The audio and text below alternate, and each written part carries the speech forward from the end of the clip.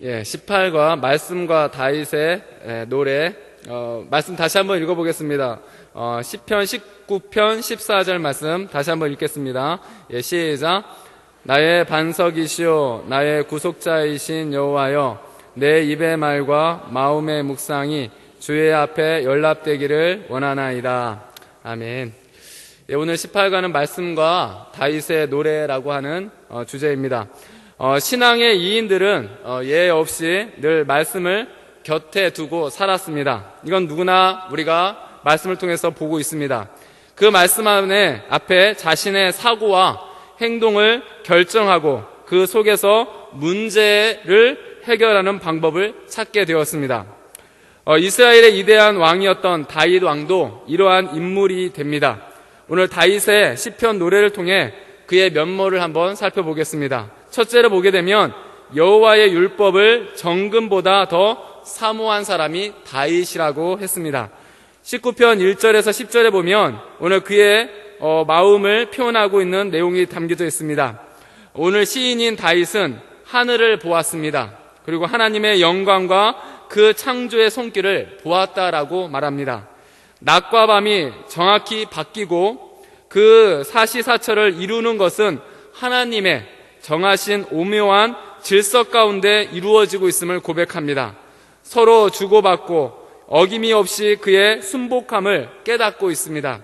그리하여 시인 다윗은 언어가 없고 들리는 소리는 없으나 확실한 하나님의 음성이 온 우주에 통하고 있고 미치고 있다라고 노래합니다. 다시 말하자면 하나님의 음성이 온 우주를 통치하고 있다라고 말하는 겁니다. 그 하나님의 음성이, 말씀이 해의 출입을, 태양의 출입을 정하였고, 태양은 그 음성을 따라 이 끝에서 저 끝까지 하늘길을 따라 달리고 온 세상에 그 온기를 전한다라고 했습니다. 그로 말미암아 온 세상에 생명의 기운이 이르게 되었다라고 찬양하고 있습니다. 이렇게 하늘을 보며 들리지 않는 하나님의 음성을 노래했던 시인 다윗은 이제 볼 수 있고 들을 수 있는 여호와의 말씀을 노래하고 있습니다. 여호와의 말씀, 율법, 증거, 교훈, 계명, 도, 규례, 이것은 영혼을 소생케 한다라고 말씀합니다. 그 말씀이 우둔한 자를 지혜롭게 한다라고 했습니다. 그 말씀이 마음을, 신자의 마음을 기쁘게 한다 했습니다. 그리고 신자의 눈을 밝게 한다라고 합니다. 그 말씀이 사람을 영혼에 이르게 하고 의롭게 한다라고 찬양하고 있습니다. 율법을 찬양하고 있는 다윗을 여러분도 오늘 말씀을 통해서 보고 있지만 역시 여러분도 오늘 다윗의 이 신앙처럼 여러분 안에서도 이 말씀을 통해서 성령의 충만함이 있기를 간절히 바랍니다. 그렇다면 시인 다윗은 여호와의 말씀에 대해 어떤 태도를 취하고 있습니까? 본문 10절은 대답합니다. 그는 여호와의 말씀을 정금보다도 더 뭐 한다고 합니까? 사모했다라고 말합니다. 돈보다도 하나님의 말씀을 더 사랑한다라고 합니다. 물질보다도 하나님을 더 사랑한답니다. 하나님의 말씀을 더 사랑한답니다. 그래서 그로 인해 송이꿀보다도 더 달고 오묘한 말씀의 체험을 하고 있다라고 말씀합니다. 바로 이것이 다윗의 강성함과 형통함의 비결이고 원리였습니다.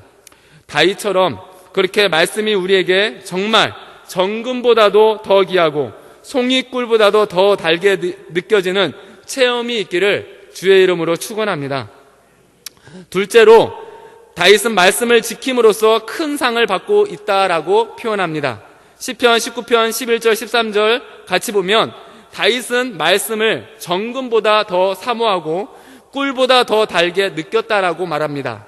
이는 말씀을 읽고 그리고 듣고 깨닫는 지적인 부분에 해당되는 말씀을 하고 있는 겁니다. 하지만 지적인 것만 가지고는 실제로 말씀이 그 삶에 유익이 될 수는 없습니다. 머리로만 가지고 있는 하나님의 말씀은 우리 삶에 유익이 없다라는 겁니다.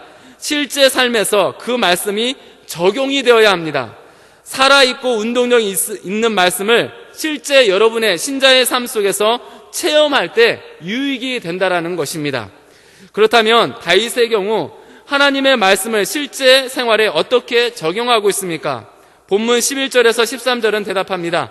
다윗은 하나님의 말씀을 경계로 받았다라고 말합니다. 그것을 지킴으로써 실제 생활에 적용했다라고 말합니다. 그로 인해 그는 큰 상을 받고 있음을 고백합니다. 그 큰 상은 숨은 허물에서 벗어나는 것과 하나님 앞에서 정직하여 큰 죄과에서 벗어나는 것이라고 말합니다. 하나님의 말씀을 통해서 나에게 주는 은혜는 나의 삶에 있어서 죄에 있던 나를 용서하시는 그 하나님의 음성을 말씀을 통해서 듣고 하나님의 이 회개를 통해서 용서받는 것을 다윗은 오늘 가장 큰 상이라고 표현하고 있는 겁니다. 죄사함이 가장 큰 상이라고 표현하고 있는 겁니다. 여러분의 이 구원의 은혜가 여러분에게 있어서 가장 큰 상임을 이 시간 고백하십니까? 바로 이것이 다윗이 사울과 다른 점입니다. 사울은 말씀 앞에서 지난번에 했던 대로 제멋대로 행하였습니다. 순종하지 않았습니다. 그러나 다윗은 말씀을 통해 자신이 경계로 받았고 그것에 주의함으로써 자신의 잘못과 허물을 고쳤습니다. 그리고 회개하면서 말씀대로 행하는 자가 되었습니다. 그것이 다윗이 사울과 달리 멸망의 죄에서 벗어나 축복의 행진을 할 수 있었다라는 비결을 여러분도 체험하시기를 간절히 바랍니다. 세 번째로 다윗은 항상 말씀에 거할 것을 기원하는 사람이라고 했습니다. 오늘 19편 14절을 보면 과거와 현재 지적으로 여호와의 말씀을 정금과 송이꿀처럼 깨우치고 의지적으로 말씀을 경계와 행동의 지침으로 삼았고 그 생애 동안에 승리와 상급을 받고 있는 다윗을 말씀합니다. 그런데 다윗은 앞으로도 계속해서 그렇게 형통의 길을 가기를 강구하고 있습니다. 하나님, 저에게 허락하신 이 축복이 이 자리에서만 끝나는 것이 아니라 앞으로도 계속되기를 하나님 앞에 기도로 나아가고 있다는 겁니다. 다윗이 미래적 형통의 삶을 구하는 강구의 내용은 무엇입니까? 본문 14절은 말합니다. 그 입에서 나오는 말과 마음의 묵상이 하나님을 기쁘게 하는 것이 되기를 소원하고 있습니다. 하나님의 입에서 나오는 말, 그 마음에 품고 묵상할 때 하나님을 정말 내 안에서 더욱더 기쁨으로 하나님 자리 잡게 하시고 그것이 계속해서 내 안에 이루어지기를 원한다라고 하는 것이 그의 소원이었습니다. 만일 내가 부요하고 내가 명예를 갖고 왕으로서 많은 것을 승리하는 그것이 나에게 큰 기쁨이 아니라 하나님의 말씀을 가지고 내가 온전히 묵상할 때 그때 주시는 하나님의 그 위로와 하나님의 평강이 저에게 가득 있기를 소원한다는 겁니다. 신명기 6장과 여호수아 1장의 말씀대로 그 입에서 여호와의 말씀이 항상 떠나지 않게 했고 또 그 말씀을 주야로 묵상케 해달라고 강구했던 것입니다. 이것이 다윗의 습성이 되었고 모든 인격이 되었고 말씀의 상급을 얻는 실제적인 열매가 되었습니다. 다윗의 노래는 말씀을 깨우치며 큰 상급을 받았습니다. 바로 구원의 감격입니다. 그 말씀 속에 계속 거하기를 강구하고 있는 다윗의 모습을 한번 생각해 하셔야 됩니다. 결국 이것이 시냇가에 심은 나무처럼 시절을 좇아 과실을 맺게 되고 형통의 길을 갈 수 있다라는 이 다윗의 진명목과 그 성공의 엔진을 여러분도 체험하셨으면 좋겠습니다. 다윗처럼 형통의 길을 가길 원하십니까? 원하십니까? 다른 방법 없습니다. 하나님의 말씀 가운데 살려고 그 말씀 가운데 거하려고 간절하게 기도하시고 그 말씀을 지키려 나갈 수 있는 여러분 되시기를 주의 이름으로 축원합니다. 시인은 오늘 문답과 적용을 보겠습니다. 시인 다윗은 여호와의 말씀에 대해 어떤 태도를 취하고 있습니까? 정금보다도 뭐 한다고요? 그냥 사모라고 하지 마시고 정금보다 뭐라고요? 더 사모한다. 한번 따라서 하겠습니다. 정금보다 더 사모합니다. 물질보다도 하나님의 말씀이 더 좋다라는 겁니다. 두 번째, 다윗의 경우 말씀을 실제 생활에 어떻게 적용합니까? 어떻게 적용하죠?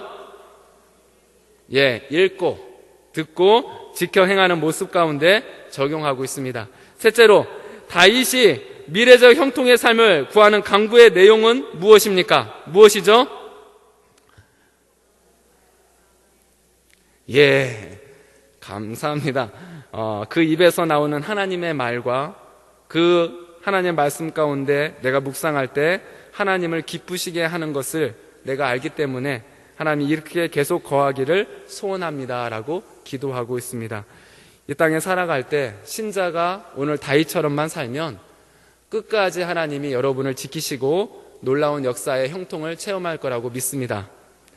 그렇게 사시기를 주의로 축원합니다.